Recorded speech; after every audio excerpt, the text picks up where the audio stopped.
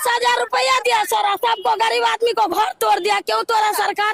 अब हम लोग नहीं देंगे वोट, झाड़ू से मारेंगे सरकार को। समस्तीपुर के अंदर ये जो कार्य करवाया जा रहा है सही है?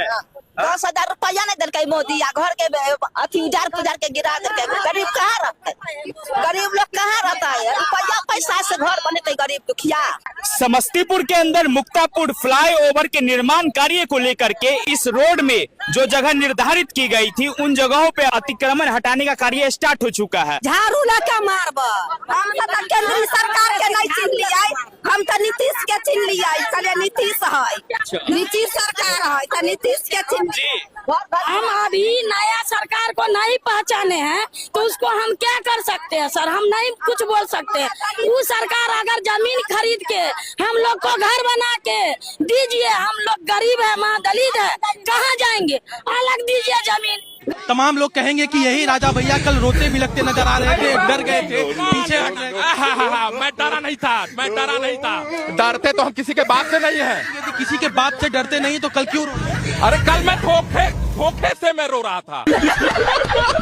रात के 1 बजे आप एक मर्द के कंधे पे चढ़ के टी शर्ट और पैंट पहन के ब्राह्मणवाद जिंदाबाद के नारे लगा रही हैं। मोहतरमा, आप कंधे से उतरिए, घूंघट पहनिए, घर की 4 दीवारी में जा करके चूल्हा चौका करिए और अपने घर के मर्दों की सेवा करिए, क्योंकि उसमें तो वही है। बिल्कुल वही है। उसमें आप जिस ब्राह्मणवाद का बखान कर रही हैं, वो आपको पशु तुल्य मानता है, ढोल तुल्य मानता है। वो मानता है कि आप ताड़ना की अधिकारी हैं। मनुस्मृति का ये हिस्सा है, कोई भी महिला इंडिपेंडेंटली एग्जिस्ट नहीं करती है। पहले वो अपने बाप के अधीन होती है, फिर अपने पति के अधीन होती है, भाई के अधीन होती है, और मरते दम तक एक महिला किसी और महिला के अधीन ही होती है। वही मनुस्मृति कहती है कि औरतों का तो चरित्र ही ऐसा होता है कि वो मर्दों को लुभाने की और गलत राह पे ले जाने की कोशिश करती हैं। ये कहता है आपका मनुवाद, ये कहता है आपका ब्राह्मणवाद। तो फिर कि आप पिछले 1 महीने से फील्ड सेट कर रही हैं, अलग अलग प्रोटेस्ट में जा करके आप उनको कह रही हैं कि अरे तुमको पानी नहीं मिला है, सदियों से सालों से तुमको पानी नहीं मिला है, लगता है तुम्हें पानी पिलाना पड़ेगा।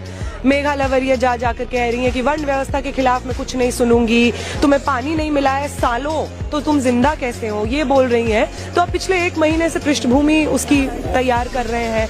आप हर प्रोटेस्ट में न सिर्फ प्रोवोक करने की कोशिश करते हैं, बल्कि आप हर प्रोटेस्ट में ये एक्टिवली अपॉर्चुनिटीज, मौके क्रिएट करते हैं। हमारा टैक्स का पैसा उसको बांग्लादेश को 60 करोड़ दे रहे हो। बांग्लादेश को 60 करोड़ दिए, क्यों दिए? जब बांग्लादेश में हमारे हिंदुओं की हत्या होती है, हमारे ओडिया श्रमिकों की हत्या होती है, आप उसको पैसा दे रहे हो। क्यों दे रहे हो 60 करोड़? वो हमारे ऊपर सिंपैथी नहीं दिखाता, मगर आप सिंपैथी दिखा रहे हैं। इससे लज्जाजनक बात हो ही नहीं सकती। बंगाली अगर कोई मुसलमान हो, उसको चुन चुन के उसको टॉर्चर किया जाता है। आप बांग्लादेश से प्यार कर रहे हैं तो मिला तो किसको मिला? सिंगल इंजन को तो नहीं मिला, डबल इंजन को भी तो नहीं मिला, तो मिला तो किसको मिला? बजट क्या अमेरिका को मिला? जो तारीफ, जो हमारे लोग जाएंगे उनको 18% तारीफ देना पड़ेगा। वो FDI में जो आएंगे वहाँ पर, यहाँ उनको लिए 0 तारीफ है। हमारे किसान को मारने के लिए बजट बनाया गया है। बांग्लादेश से हमारे लोगों को वापस ले जाए और बांग्लादेश के लोगों को वहाँ भेजा जाए, मगर पैसा मत दीजिए, पैसा मत दीजिए। ये हमारा टैक्स का पैसा है। पेट्रोल के दाम कम हुए कि नहीं हुए? डीजल के दाम कम हुए कि नहीं हुए? आपका फायदा हुआ कि नहीं हुआ? अगर मोदी का नसीब देश की जनता के काम आता है तो इससे बढ़िया नसीब की बात क्या हो? तो मेरे प्यारे अंध भक्तों, अभी भी समय है। मोदी जी जो देश को चलाने में जो नाकामी दिखा रहे हैं, उसकी चाटुकारिता, मोदी की चाटुकारिता बंद कर दीजिए, वरना वो दिन दूर नहीं जब मोदी जी इस देश को बेच बाज के मात्र 3 शब्द बोल के निकल जाएंगे कि मित्रों, ज्यादा से ज्यादा भाई ये हो गया नहीं भी, कल की बात आप आज मत लाओ, आज की बात करो ना। मेरी बात तो सुनो भाई, तुम तो समझदार हो। पीने के पानी की ठीक से व्यवस्था छोड़ो यार, तुम फोकट प्रश्न मत पूछो। नहीं फोकट नहीं, ये तो मैं तो वहाँ होकर आया हूँ। क्या क्या क्या क्या तुम बात कैलाश, ये बात ठीक से कीजिए। नहीं, शब्दों का चयन ठीक करेगी। सर पेपर लीक पे क्या बोल रहे हैं? सर पेपर लीक पे CBI जांच एजेंसियों ने पाया होगा इसमें गड़बड़ हुआ है, तो निर्णय लिया कि रद्द कर दी है। जिस बजरंग दल के लोगों को और विश्व हिंदू परिषद के लोगों को या RSS के लोगों को हिंदू मुसलमान करने में बड़ा गुस्सा आता है, उनके शरीर में बड़ी ताकत आ जाती है, कि बाबा रेडीमेड का नाम जल्दी से बदलो, नहीं तो हम तुम्हारी दुकान उजाड़ देंगे। फिर वहां एक बहादुर नौजवान आता है, मोहम्मद दीपक कुमार, वो लड़ता है उनसे। और तो जितनी हिम्मत इनके अंदर उस वक्त आती है जब दुर्भावना फैलानी होती है। मेरा विरोध इस वजह से है कि आपका मकसद सिर्फ नफरत फैलाना है, वरना तो उत्तर प्रदेश में 10,000 स्कूल बंद हुए, 1 लाख स्कूल सरकारी इस देश के अंदर बंद हो गए। पूरे आरएसएस को देश भर में आंदोलन करना चाहिए था कि इसमें 90% हिंदुओं के बच्चे पढ़ते हैं, कैसी तुम्हारी हिम्मत कैसे हुए तुमने स्कूल बंद कर दिया। आपके अस्पताल में सड़ी हुई बेड पड़ी रहती है, दवाएं लोगों को नहीं मिलती। कभी आपने बजरंग दल और विश्व हिंदू परिषद वाले के मन में गुस्सा देखा? इसका मतलब ये नफरती संगठन है, देश को तोड़ने के लिए पैदा हुए हैं। इनका काम सिर्फ नफरत फैलाना है।